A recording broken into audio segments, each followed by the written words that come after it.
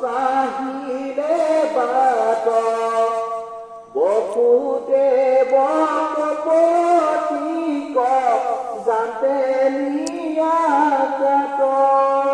স্মৃতি উগ্র হেন কয়ে খনে মারে প্রাণে নরাখিবে আগত লগরিয়া মানে বিপদ পশু হুয়া চিন্তই মুরামন্দ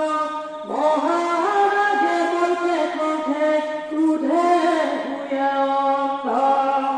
রাজার গর্জন শুনি সমস্যার ত্ৰাস উগ্ৰকে নবসু দেৱ ভৈল নাশ তাক কিবা কৰে বুলি কপিত হৃদয় শুনি বিকথনা পাছে কৃষ্ণ কৃপালয় ভগৱত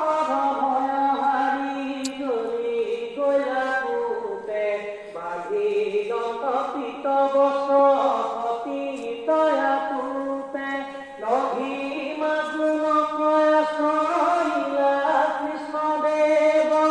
কংসশ্ৰিত মন্ত্ৰে উঠিলন্তদেৱে যেন গিৰি শিখৰত আৰোহিলা সিংহ হল কলি হাসি কৃষ্ণে ৰঙে দিলা ৰিংগ দেখি কংসে আসনৰ উঠিত বক্ষণে কৰিলে প্ৰখণ্ড বাৰু বুজিবা কমনে ঢাক ঢাক বুলি পালো আতুতে আকাশ বাঘন ভজনে যেন যদৈ মহাকাশ বাৰু সখুৰা অনুখী ফিংগাৰ ঠাণ্ডাক যেন লগতে আকাশতে ফুৰৈ পাক দেখাৱে অনেক শ্ৰম বাৰুতে লুকাই পাকে পাকে পুৰন্দকে অবুচিত চাই অচিন্ত মহিমা হৰি লীলায়ে হাকিয়া আলগতে কংসক ধৰিলা চাপদিয়া কংসালহৰ পথ যেন ধৰিলা ইন্দুৰ ডুংগা ডুংগি পাৰৈ ভিতু দানৱ দন্দুৰ আতিলা দুই হাতে তাক ধৰি নাৰায়ণ হৈল শ্ৰুতি ভগ্ন কংস হৰিল চেতন প্ৰচণ্ড অগণি যেন নিমাই ভৈল শান্ত মুখত নাহিকে মাত